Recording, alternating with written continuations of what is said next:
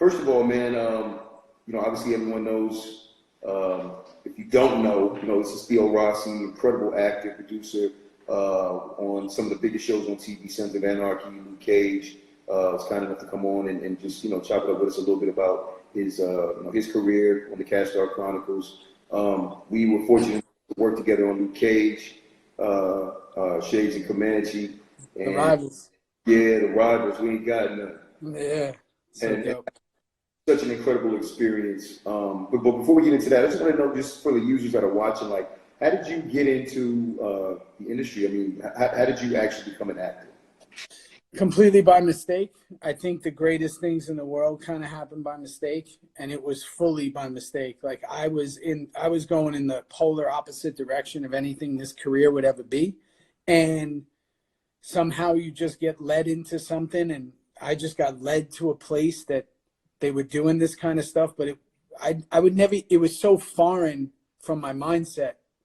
I didn't know anybody in acting. I never met an actor. I didn't know anybody in the business.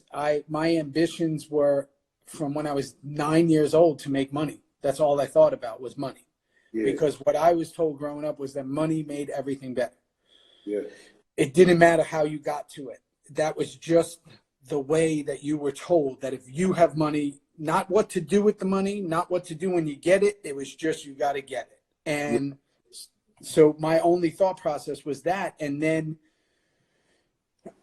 really it came and again, I think now looking back on everything, I think everything happens for a reason, but long story short, totally by mistake, I decided to take a chance by basically being exactly who I was, which was someone that really doesn't, I know what I don't know, and I really know what I don't know, and meaning that I'm okay with admitting what I don't know. So when I got into this, I was like, listen, what I do have is I have a knowledge of myself. I have a street knowledge, and I had what I thought at the time was a healthy level of authenticity. And I met a lot of people that directed me in the right way. After doing a few like little small things, I realized this is what I wanted to do. And at a later age, really like 24, I moved out to LA and I did the hustle. I did whatever I needed to do to make money while extra work to get my SAG card and fucking, then one line on Malcolm in the Middle, and then one line in this, and then 2 episodes of that, and then a small independent film. And I did that for a solid 8 years. And while I kept pace, because I was so hell-bent on it, there was no plan B. I had no plan B. Like, this was it. Yeah. I didn't have any other discernible skills except hustling. So it was like, it was this or hustle. And I just took that hustle mentality and put it into this. And basically what happened was, here I was, and a series of things that occurred. I always became friendly with casting directors. Knew if they brought me in, even if I didn't get the role, that I was going to be off book. I was going to bring the heat every time. I was going to make a heavy choice, and I was going to do something different. And they would always bring me back, and we always became friends. And then a show came around called, at the time it was called Forever Sam Crow, and it was a biker show. And my uncle who raised me had left New York when he was 21, and he went to California, to Northern Cali. And he has like one of the strangest stories. At one point he was working in San Quentin prison as a prison guard, and then he got popped for selling dope and went into the prison. Wow. And he used to like mess with and ride with like outlaw bikers. So when the script came up years later, because he had died before that, he had died 5 years before that. And he was my true mentor and everything. And when the script came up, I was like, this is meant to be. Yeah. And I went in and I auditioned for it. And I auditioned for 5 different roles and didn't get any of them. But I did my best on every one of those auditions in front of the showrunner. And what happened was, literally like a couple of weeks later, I got a phone call. And it was the craziest point in my life. I never remember it like it was yesterday. The showrunner of the show called me up and said, listen, I don't know what I want to do with you. I don't know if you'll be in one episode or 100. I don't know if you'll have one line or 1,000 lines. I don't know. But if you take a chance on me, I'll take a chance on you. Wow. And he goes, I really dig your vibe. You know, we grew up in similar places, right near each other. And at the time, my manager, who I was with, I said, I'm going to do this show. And I had just come off doing like 3 episodes of Grey's Anatomy that were like these Sweeps Weeks episode that did back then when Sweeps Weeks was around. They were really big episodes. They got a really big response. And I had done, up to that point, I had done like 50 something jobs, guest stars, co-stars, small movies, all this stuff. And I was rising up, but you know, I'm a character actor. You know, when I first came into the business, like literally, I don't think I've told this story. Like when I first came into the business, my first ever screen test, I went to Disney. No, not Disney. One of the big studios.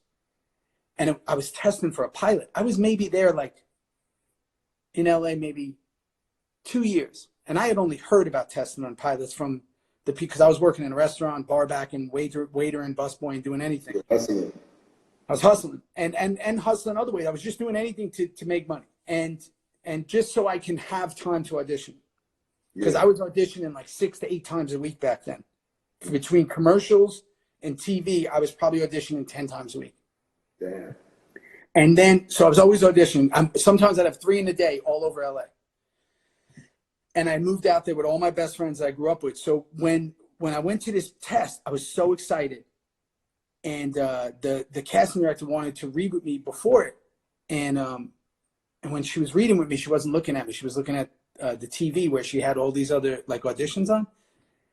And of course, I felt this major disrespect. But back then, there was just this weird thing with the business where you just thought the business was always right and you were always wrong. Hollywood felt like it existed in its own world.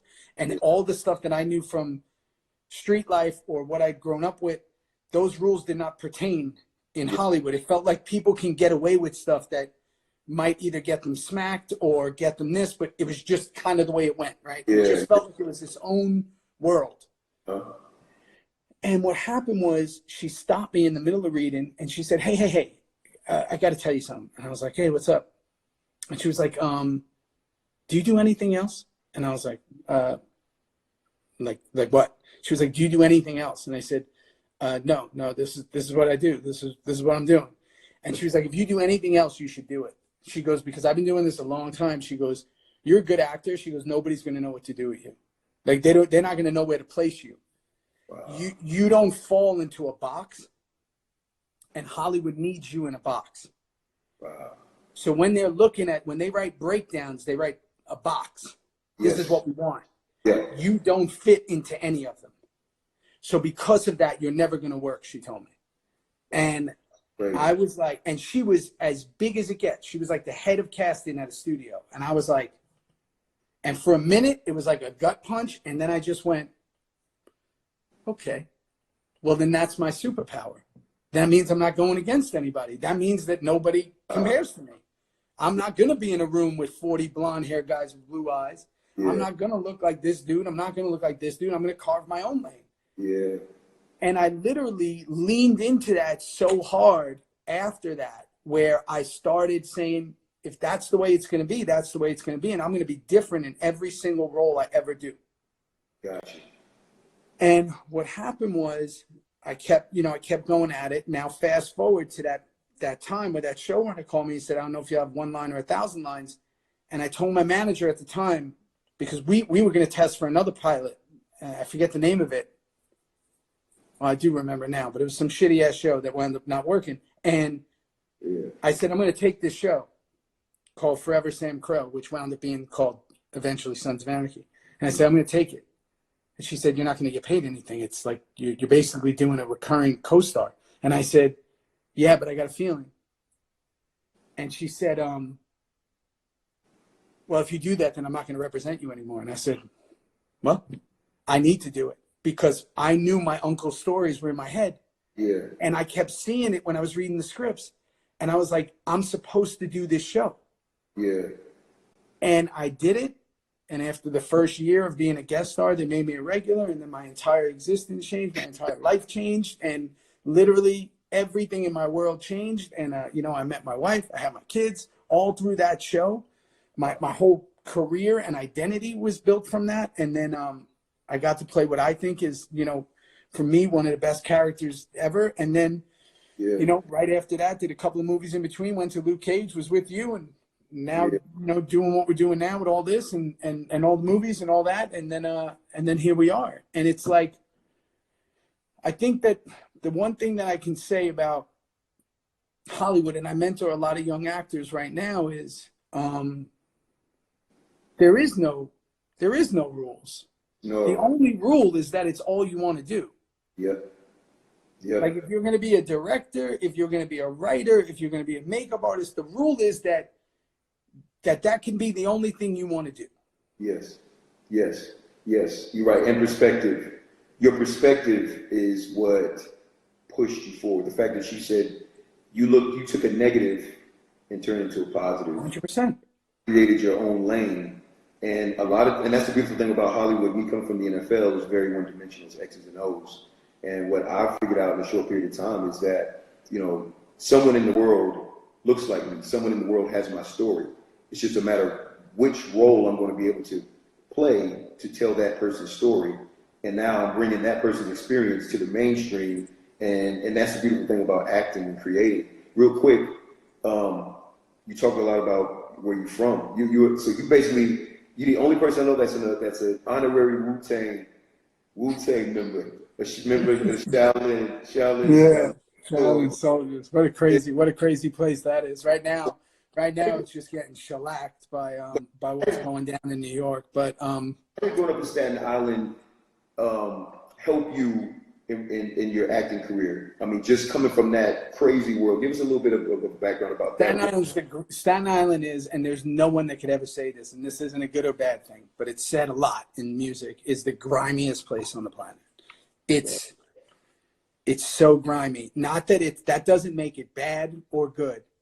It's just the most bizarre place because it's attached to New York City, but it's not really. And most people who've been to New York City haven't been there. They suffer a tremendous level of disrespect. A lot of it is deserved. A lot of it isn't. It's it's separated, yet at the same time, it's kind of like intertwined in many ways, in like how people exist, you know, in where the nightlife is, what you want to say, where the bars were. The kids pop off in a second. Like everybody pops off right away. Like meaning like you run a yellow light and you give somebody a hard look and they jam on the brakes and they want to start swinging. It's just one of these things that it's so odd. And from a young age, all you see around you is hustle mentality. And again, some of that in a bad way and some of that in a good way.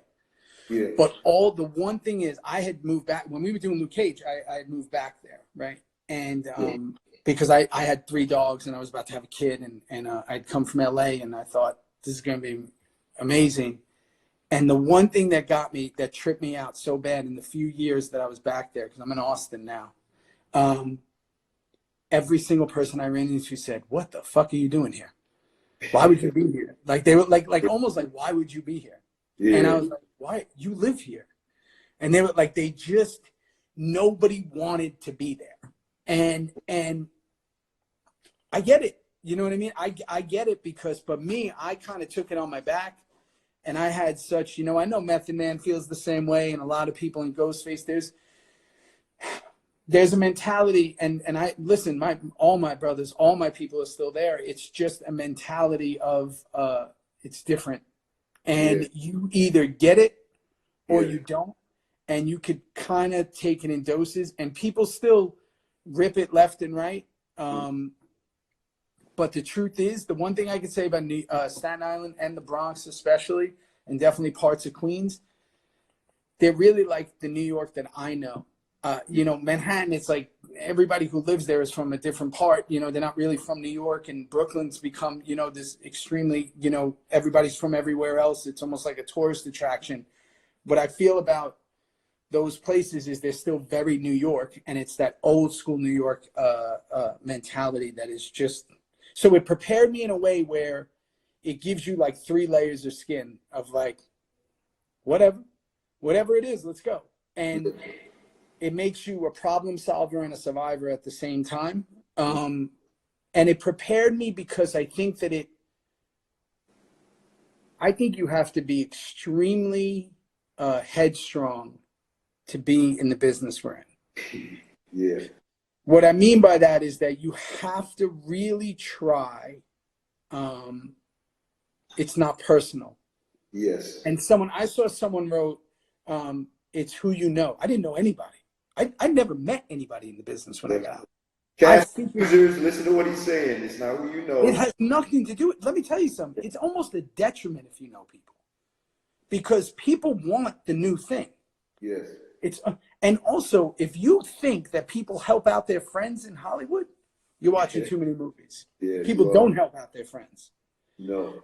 So what I mean by that is it has absolutely nothing to do with who you. I didn't know anyone. I couldn't even get, I mean, I was at one point licking envelopes to make money. You know, there was, you know, to try to, and they would send us stuff in the mail to build. That's how long it goes. And you would send it back when you get like a couple of dollars in the mail. And it had nothing to do with who you know. Yeah. What it is that you have to be extremely headstrong, and you have to understand that if you don't get a role, and I still got to do this to myself, there's about 600 factors of why you didn't get the role. Meaning that it could be the person they already cast opposite you is shorter. It could be that they're looking for someone who is a certain, not just size and weight, but a certain ethnicity or this, or it could be that they saw at a certain age, or that person's aging down. There was a role recently for this giant film that I was up for, and I had gone in, I can't tell you how many times. And ultimately it came down to where the dude who was going to play my brother didn't want to be the older brother than me. But there was no way he could be my younger brother. And here it is, it's like a franchise. And if I do this, like, it's a wrap from here on out. And the dude was like, I'm not being the older brother. But it was written like that. Yeah. So you never know what the politics of it all is besides it. All you have to know is that it's consistency. If you keep showing up, if you keep doing the work, where you're going to fail is if you half-ass it. And I watched 99.9% of the people I came up with half-ass it. One, they all had second jobs. Yeah. Whatever they were doing, they had real jobs, meaning like you're going to have a job. But what I mean is they had like 9 to 5 jobs and were trying to be actors. Doesn't work like that. You got to do something else, meaning that you might have to work as a janitor at night. You might have to work night shifts at the airport. You might have to do something that your days are free. That's number one. Number two, so not having the plan B in the financial sense. You got to figure out how to make money, and you got to live on nothing. Number two is that you have to be open to everything. I would have done everything. There was nothing. One of my first big movies was an Olsen twin movie. I was hyped. I did this movie with the Olsen twins for Walmart. I was hyped. And, you know, I went to Mexico for like 3 months. I was 26 playing 16, and I was hyped. But, you know, it's like there's nothing I would have said no. I would take anything. Yeah. And it's because you just got to do that because nobody's judging you yet. You just got to do everything. Get your feet wet. Learn the business. And that, those to me are the two biggest things. And also what I'm so surprised by about actors, and this is what I would say to anybody who's listening to this, who wants to be anything in this business. How can you be an actor and not know the complete history of Hollywood? Meaning, like, I tell people now, I say, pick an actor, pick someone you like. Like we were talking about Delroy Lindo earlier, right? Take Delroy Lindo. Take Delroy Lindo. He's one of the greatest actors ever. Go say, okay, I'm going to watch his first movie to his last one. I'm going to watch all his performances and everything in between. I'm going to watch his growth and trajectory as an actor. Yeah. If you really like him, like pick somebody and go. Yes. But nobody does that. Nobody knows anything about like the business. And the funny thing is the same shit that was happening in the 30s, the 40s, the 50s, the 60s, the 70s, 80s is still happening now. So it's like you have to just learn because you're in it. It would be like playing NFL football and going to a game and going, no, I'm cool. I don't need the playbook. I'm good. I'm gonna wing it on this one. Well, it's like, me and you were so funny because from the time that me and you met, we just clicked, and a lot of it has to do with, I'm from Virginia, you're from New York, but your neighborhood and your area that you grew up with made you a specific type of way, headstrong, ambitious, have to get it by any means necessary, regardless, willing to do anything, get your hands dirty. And it translated into acting and producing, which is why you're so successful. And the same thing with me from football. 100%. Coming from a town of 4,500 people, my mother was a coal miner for 19 years, worked underground. My father was a coal miner. Great book. Everybody should read the book. Oh, yeah. Blessings from the Dust. If you can That's right. It's our family memoir.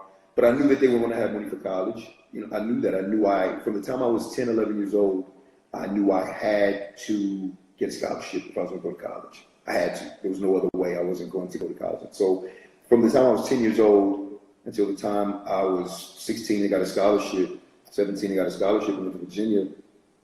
You know, I was always ambitious and always, thinking I had to overcome the odds because no one from my area had really, I was rated number 2 running back in the country in high school, and was an All-American. And I went to Virginia, was an All-American there, then went to the pros, and I started bad in Arizona, traded to Tampa, did better, went to Chicago. My career started to take off, played the Super Bowl, went to the Jets, and then, had some really good years. There was a Pro Bowler, All-Pro, and then finished in Kansas City.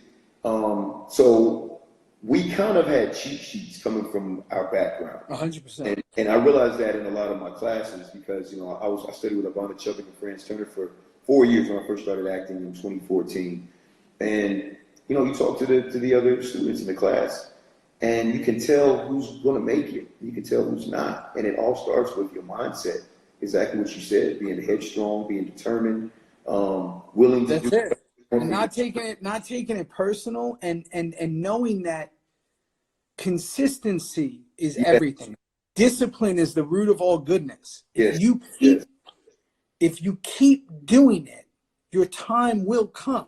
But you have to, it doesn't matter what anybody else thinks. When I was 25, 26, working as a busboy, outside hustling, doing whatever I can, working at a late night after hours in this Liberace's old penthouse for all these Hollywood people who come up and get all fucked up on drugs from 11 to 8 a.m. And I would work there Saturdays, Sundays, and I would watch all these buffoons who were making millions in Hollywood and they were coming into this after hours, didn't have an ounce of respect for like the business or anything, and yet they were stars, and I'm sitting there serving them drinks, and I had to just say to myself, it's all good. Yeah. I know I'm better than them. I know my time's gonna come. Yep. And like discipline and humility. That's it. Humility, because same thing in football, if I have a bad game or if I have a good game, I've got to be humble enough to come back and do it the next week. And that's the thing, you go in an audition, you don't book it, you have to be humble enough to say, you know what do I need to get better on? That's right. And it's all about perspective. Like you said earlier in the conversation about you creating your own lane. Someone told you something negative, you turn it into a positive. That's why, I think me and you clicked immediately because we had this unspoken language. And you also, you got to understand something about acting that I learned, and I've been fortunate enough to act with, some of the best people on the planet, from the Jimmy Smiths and the Katie Segals and, to, Demian Bashirs to Alfred Woodard, obviously Mahershala, with me and you, the one thing that was the greatest thing about acting is you're only as good as your dance partner, right? You can say that in any way you want. But the thing is like this. If half the battle is the person coming in fully prepared, because once you're fully prepared, you have the ability to make choices. Yes. So when I would watch these suckers come in and now I don't suffer fools at all because I'm just too old and I've been in the game too long. Like if you're not prepared, how can we create something great? Yes. How can we have fun, right?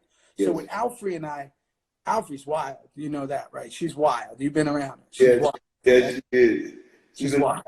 She's one in a million. She's wild. And her and I, when I tell you 80% of that stuff's not planned. Her slapping me, her sucking on my thumb, her, whatever. Like, it's just wild because she knows the scene so well. I know the scene so well that anything can happen. Yes. So that's where the magic happens, right? Because you just don't know what's going to happen. And real life is, you and I right now are talking. I have no idea what you're going to say. And you have no idea what I'm going to say. That's life. So how do you trick your mind, learn everything, and then throw it away, right? Yeah. So the way you got to do that is you got to be over prepared. And when you're over prepared, then you can come in and you can have fun. You can be free. So with you, what I love so much about you is that whether it be your football mentality, whether it be where you grew up, the mentality of that is when you came in, you were so prepared.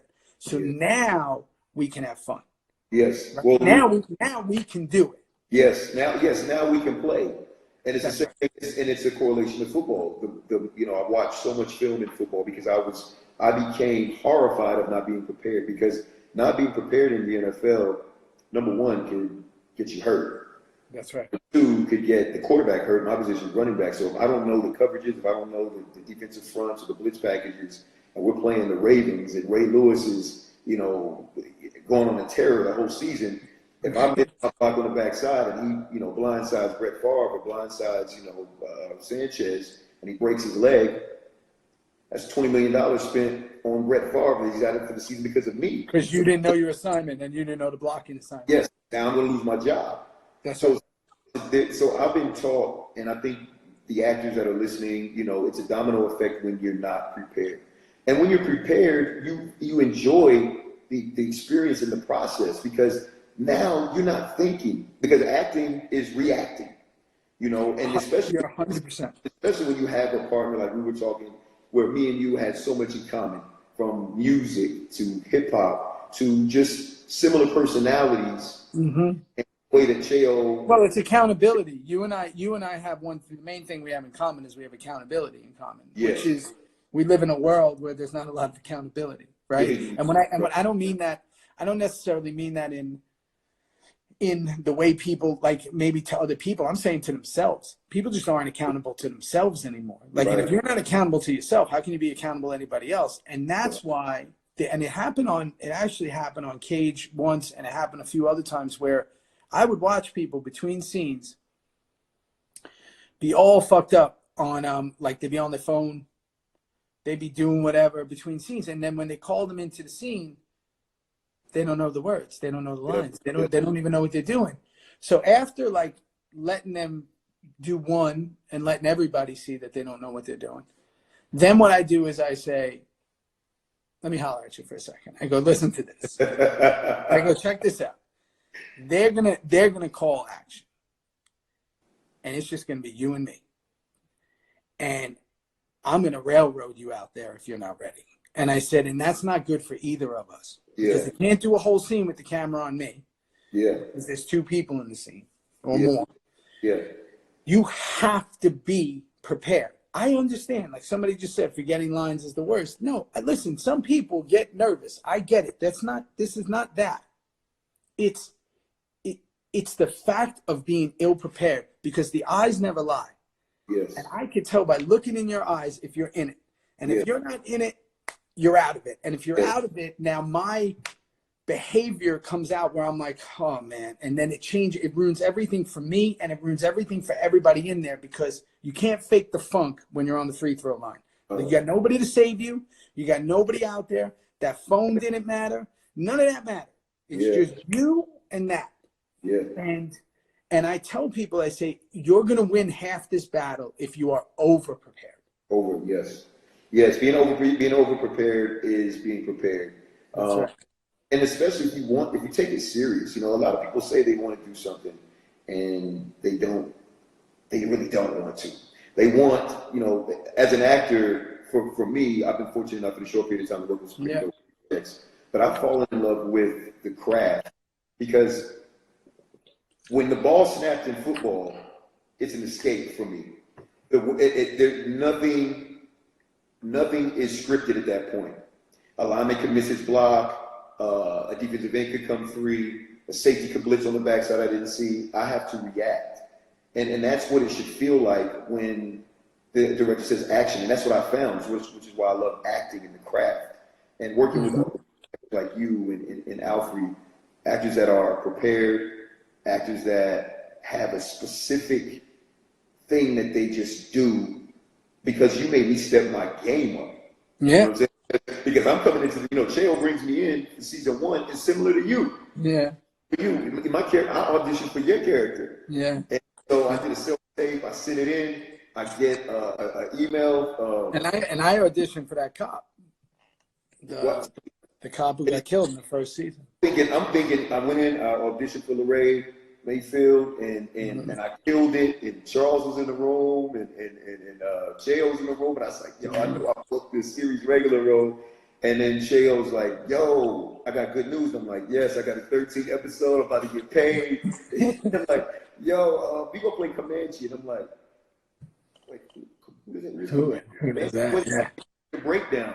But just like that casting director on Sons saw you and potential in you, not the one that told you you were never going to work, but the other one, Cheo saw something in me. And then in season 1, he gave me the opportunity to work next to you, which was, to be honest, the highlight of my career.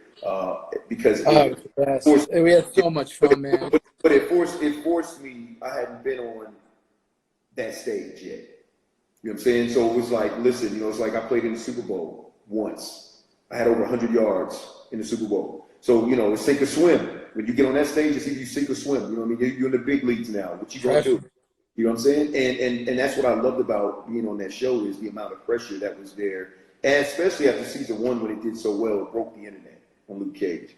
And we had such a good group of people, and again, there was so many different personalities, and we just had between Sean and Simone and Mustafa and Mike, and we just had everybody, Rob Morgan coming in and out, and all these people that were coming in and out. It was just a different group. We were in New York. It was so hip hop centralized. We're sitting there and for me, it would be like Rakim's on set and KRS-One's on set. And I'm like, as much as I played sports my whole life and I love, athletes and it's awesome. To me, it was never but when I see MCs was that's those are the dudes that you just are like, whoa, come on, man. This is crazy, right? And here you are in this show playing these characters, and then you're having these dudes play their real life stuff. And it was just, to me, it was he had set up the perfect thing within the Marvel world, which was the biggest thing in the world. So, it's really a shame what happened with Netflix and all that. But, I'm so proud of that second season. I just think that the Shades Comanche stuff, it kind of revolutionized. It was the first time ever in the history of Marvel that something was done like that. Yeah. And also, more importantly, it was to watch you, like I've told you, and I told you this, you and I just did my podcast that's coming out soon, which, nobody knows about, but you and I did an amazing episode. And when and I can't wait for that episode to air. But one of the things is, you came in right with that mentality of, I'm going to learn and I'm going to figure this out. And yet I'm also going to insert myself when my opinion at the right point. And the truth is, what a lot of people don't do, and I did this probably for the first, maybe even almost the whole time in the 7 years of Sons of Anarchy, I literally would just watch. I would watch people who had been in the game 40 years, people who had been in the game, or people who had been on high-level things, not necessarily tenure, and I would just watch them, and I would get advice from them, and I'd ask them things. I'd be like, hey, what was that? What'd you just do there? And, oh, you didn't do this on your close-up, or you didn't move this much, and you didn't do this.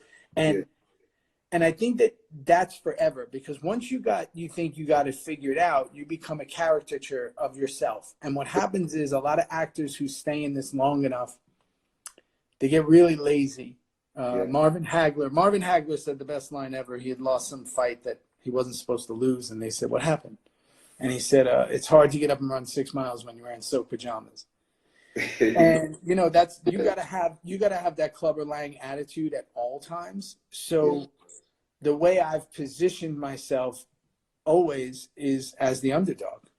Yeah. Even though I have a super healthy ego when it comes to acting, I always position myself as the underdog, meaning that I know what I'm doing. The acting part's easy for me. Yes. But I have always felt like I'm fighting for my back in the business because I watch a lot of silly people move up the line they're silly. Like they shouldn't be doing this. But again, when it's never proven me wrong that like every single one of them is eventually revealed as kind of a buffoonery, of like, oh, you're not supposed to be doing this. Because again, and I say this again, especially in this business, the eyes never lie and you can't fake the fun. You just can't. Like eventually they're going to know who you are. Yep, and you bought into authenticity, and a lot of that too comes from where you're from, because your stuff happens, and I think the best actors are the realest people. 100%.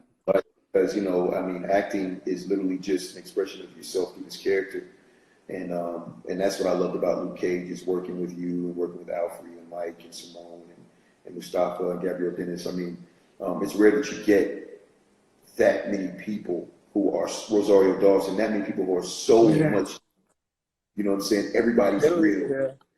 And Cheo again, who's just the most knowledgeable human being in the world. And then, giant shout out to C. Murray, Chief Rocka. He's just, oh man, I hope he's on this live right now. C. Murray. God, I love him so much. He's just so crazy. Us three together is some of my favorite times. Oh my God, listen, man. If the people that are on this live could have been on set a couple of those times, especially season one, to see some of those things, and that's the thing too.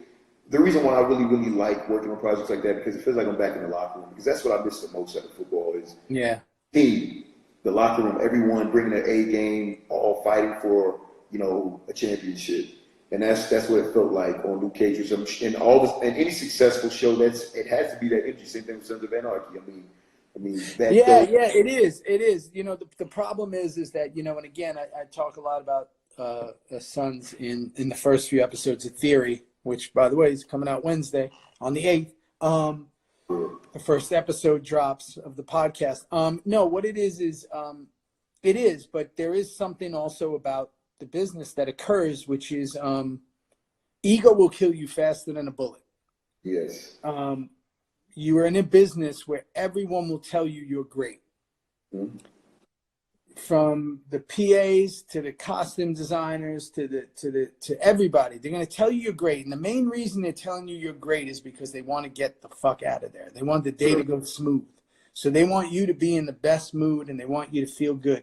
The problem is that some people start believing that shit. You're right. You know what I mean? And the truth is, I don't care what business or who you are, there's always someone better. Always. Always. No matter what it is. And then more importantly, if you start believing that and you're not surrounded by true brothers, true friends, true family, true people, real people, like you and I and Mona and C Murder and people like you're not like with people who are going to say, fool, you ain't shit. Yeah. Right? It's like if you don't have that, which a lot of people don't. Most people don't. You're fucked. Yeah. You're finished. Yeah. Because what's going to happen is you carry that into like normal life and people go, what the? Yeah.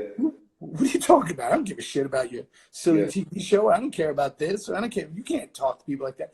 So to me, it's a business that perpetuates insanity because people start to believe their own bullshit. And then what happens is when you're on shows long enough, people start to, numbers don't make sense. Money's not enough. They do this, they do that. They start to like lose the sense of reality of what they're doing. They're acting for a living. Yes.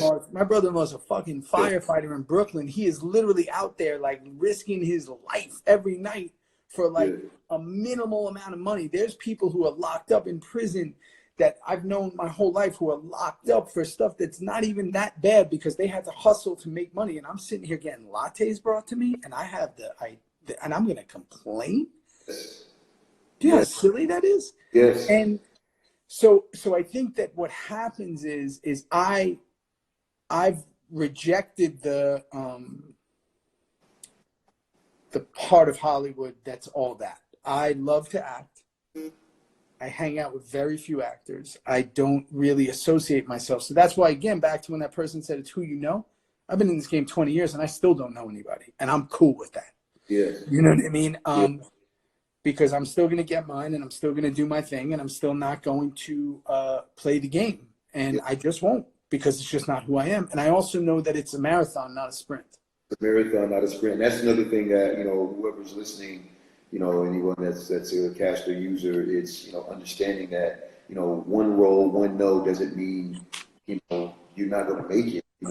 I get told no, like you said earlier, for a lot of I thought that I was great for, but it could be, and it's a process, when you're first getting started, you're thinking a million different things, well, I should have said this word. Oh, I messed up on this line. Oh, if I would have just done this. But as you go, you realize, like you said, if you weren't talented enough, you wouldn't be in the room. Okay. Then there's a million different reasons, which is why I think too, being creatives, with the amount of platforms now, you have obviously the internet, you have streaming platforms, you have so many different opportunities, to have your content seen. It's important to create your own content. Yeah, and that's why even like social media, where a lot of these people get in trouble, and you're seeing it, with the state of the world right now, and being in quarantine and everybody in shelter in place, and the world changing overnight, is you're seeing these people who are in this particular business, Hollywood, or in the spotlight, could even be athletes, whatever, who literally fiend for attention. They don't understand what it's like to not have attention, and they're sitting at home. And I wrote something the other day where I said, "Welcome to yourself," because here you are, dude. If you don't like you right now, you're in trouble. Because it's you. You got to know yourself right now, and that's why they're going out and doing these ridiculous things on social media, and ridiculous things because they're like, how can I somehow get attention to myself? Not how can I help people? Yeah. Not how can I talk about something that maybe somebody will relate to? How can I whatever? No, they're doing silly dances and singing songs and doing whatever, because it's just, they have to find a way to literally garner attention, because these are people who would go to the coffee bean 40 times just because people might recognize them. Yes. Well, and for me, I see that and I'm like, ooh, watch how many people are about to be revealed. Watch. Yes. Yeah, they're going to reveal themselves because, like you said, welcome to yourself. You know what I'm saying? So, like that is probably the coronavirus catchphrase, because a lot of people, like you said, they're so used to getting attention and begging for it, and they have distractions around them, pre-coronavirus that, give out this mystique, what I mean? But really what they're doing is, they're making fools out of themselves, and people aren't calling them out on it. And now people have nothing but time to sit there and watch you make a complete, fool out of yourself. Yeah, they look ridiculous. That's why, like I said, being an actor for me has been life-changing. It's being a football player, a lot of times for me was a little bit difficult because it's a very irrational job, and you have to be a specific type of person. You have to turn the switch off and on. And because I've become an actor, I've been able to take all those experiences and the fact that I can turn the switch off and on, and I can interject all that into these characters. And that's why even on our second season of Luke Cage, the storyline between our characters. As a football player, you don't show vulnerability, you don't show weakness, you don't even show humanity a lot, because my whole goal is to, if I can, inflict pain. That's right. If you coming on a blitz, it's my job to hit you so hard that next time you might go the other way. So now the quarterback has time to throw the ball. So it takes some humanity away from you naturally. But then as an actor, especially with our characters, it forced me to deal with the human side of me and the things of my past, the things that are fresh in my life that I might push to the side. And it's been therapeutic for me. And I think a lot of the actors that are on our app and in our community of Castar, I think that's something that they should definitely take in consideration is making Yeah, sure. they just you have to listen. You got to believe it. You have to believe Yeah. yourself. And Yeah. and the first step to believe in yourself is to be overly prepared, because you have to just be so. You have to know that when you walk into something that you're the best, even if that's not true, right? Yeah. Like you go on a set with Alfre Woodard, she's the best, but Yes. you have to go in knowing that you belong there and you're the best, right? Yeah. And if you don't have that confidence going in, you will get eaten alive. And Yes. it's not intentional. It's Yeah. just the fact that, like you said, when someone's coming out at you with, someone's pulling around the weak side, and like you gotta step up and you want to destroy that person. So next time they're coming around that weak side, that they're going, oh man, if he fucking turns that into me and he hits me with that shoulder, I'm finished, right? What I like to see is people's reactions after we do that first take, because they're like, oh, we're not playing around here. Yeah. Okay. Yeah. Okay. That's Okay, so this is real. Me and Alfie had a scene in season 2 in our office, and I could tell. And it was funny to see Alfred's demeanor change with me from day one, because I was the new guy, and me and you had chemistry, and me and you had already clicked up from season 1. But I know Alfred, and Alfred's a very specific person, right? And so it was funny to see, because I'm sure she was like, who's this new guy that's in these scenes with me and Theo, who are Hollywood's elite, and is this new guy. I think he played football. Who is this guy? So it was great. It was a really, really big confidence builder for me to see her watch me in the scenes and actually step up to the plate. And I remember, like you said earlier, you never know what Alfred's going to do. The scene we had in No, I loved it. Walked in, her first line wasn't what she said. And so I come and I stand in front of her like this after I put the tray down with her coffee and stuff on it. And she looks at me and she goes, did you spit in it? And that wasn't the first line. So I was just as nervous at that moment as I've ever been in any football game. Because I'm like, if I don't go with it, then I'll make her look stupid. And if I turn around and look at the director like that's not her line, then I look stupid. Yeah. She would be furious. Yeah, because I've been God, yeah. So I had to just stay in the character and look at her like, oh my God, what is she doing? And then she said the line. Until someone else cut, you keep going no matter what. Yeah.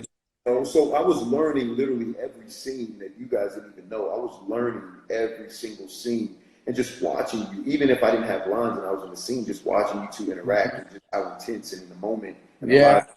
I tell people that too. I remember, and I'll tell you this one story is I remember when I was doing Sons, and we would, at that point we were like this late in the game. So we were like the biggest show on television. I think it was like 15 million people a week watching it, or some silly number all over the world. Crazy, right? And this dude got on and he had like, a pretty good guest starring role. He was like a recurring guest star. And came on, he was hyped, came into the makeup trail. Hey man. And I was like, oh, cool. This kid's excited. That's cool. And people would get like that. And I'm like, I've been there, man. He was excited. And I thought that was great. And then we would shoot long days, I don't know if they were breaking rules or something, but it just felt long, like 16, 17 hours. I get there at 4:30 in the morning. You're just going. And I loved it because I go sleep in my trailer. I take a nap. I come out, we'd all hang out. We were like family. We loved it. And there's a gym on set. Like you just loved it, right? And this kid who was guest starring in the beginning, he was all hype, but you got to wait around a lot. There's all these big shots. They got to set up the shots. And then I'll never forget, after lunch, the kid said something, like came out of his trailer and he said something to me. He was like, it's just like this all the time. He's like, how long is this day going to be? And I said, let me talk to you for a second. I said, you're an actor. I said, how long ago did you get to LA? And he's like, 8 years ago. I said, this is the biggest television show on TV right now. I said, you're here. You're wearing a fucking cut, which is like the leather vest with the fucking thing. Yeah. You're in the show. You're part of the crew. And you're complaining about being on set. Let me think about this for a second, I said to him. You've dreamed about this your whole life. You've dreamed about working on a set, on a show that all these people around the world are going to see your face. Yeah. And you're asking when you're going to leave. I said, I got a better idea for you. I said, because don't tell another person what I just heard you say. I said, why don't you go talk to the grips and ask them what they do?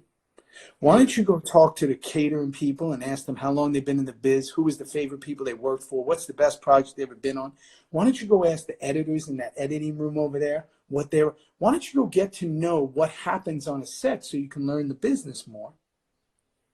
So if you ever do and you want to rise in this business and maybe produce something, maybe direct something, maybe write something, maybe you know more than just you and saying lines, because it's so much bigger than that.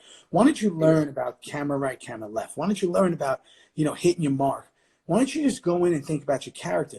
Do anything but ask about how long the day is going to be, because you just haven't been there yet. And it's very funny that they say, there's an old line in Hollywood that says, if you want to see an actor miserable, give them a job. They're miserable when they don't have one, and they're miserable when they have one. And the old line is like, an actor call up his agent every 5 minutes and be like, hey man, what's going on, man? I haven't worked. Like, what's going on? I need a job. Yo, what's going on? I need a job. What's going on? And the agent calls him back, boom, boom, boom. On a Friday, agent calls him back and goes, hey, I got you a job. And he's like, oh, right, really? He goes, what is it? Oh, I got you a job. It's a 6-week shoot in Bulgaria. And he goes, Bulgaria? Motherfucker, I just got you a movie. It's like, and you're already complaining and you haven't even been on set. This is the problem is there's no making people happy who are irrational. So, what I say, and you've always known this, and why I could, talk to you all night, but my son apparently, just like last night, doesn't want to go to sleep until I go up there and say whatever to him. They're about to kick anyway again, so. Yeah. We're gonna but do no, it again. listen, and if there's any advice, obviously we talk about a lot of things. What would you have? What would you tell our Castar users to do during this plan B? No plan B. During this coronavirus time? Study, learn, read Paul Newman's biography. Go get movie star. I think it's Moguls and Movie Stars, or Movie Stars and Moguls. Literally, it's a mini series about the history of Hollywood. Go watch different documentaries about the studio system, and pick an actor, whether it be modern day or new, and go watch all their films from the beginning. Watch their rise. Watch how they change. Philip Seymour Hoffman is a good one, or Kate Blanchett's a good one, or obviously Denzel. Go watch Glory and then go watch Training Day. Watch the difference. Just learn the business. Learn the business, and then you're good. But knowledge. Like, keep taking it in. Don't try not to watch as much as you're watching stuff for entertainment. Watch it for studying it. The moves, the how people look. Watch people when they're not talking. You want to watch the best actors in the world? Watch their eyes when they're responding without speaking. Mm-hmm. That's it. Well, listen, man. You're my brother for life. I love you for life, brother. So much for coming on and yes, brother. The Castar Chronicles. Our users are very, very grateful. And man. Anytime. Drop some gems, man. Have a great night. Stay yes, safe. Brother. We'll make it out of this. Bless you, brother. C. Murray. You heard it here first. Yeah. All right, brother. Peace. Be good. Big love, brother.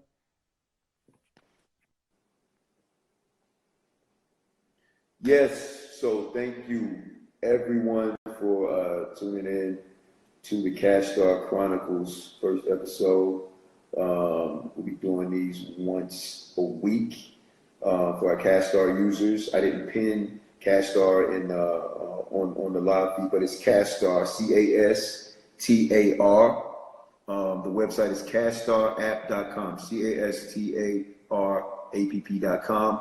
Our Instagram is at CastarApp. Our Twitter is CastarApp, and our Facebook is CastarApp. If you're in the Los Angeles area, you can download the app. There's all kinds of gigs on there in each genre of entertainment, from acting to modeling to hairstylist, makeup artist, comedian, whatever it is. So you can download the app, follow our page. It's like I said, it's Castar app. Thank you all for coming on the live. Really, really appreciate it.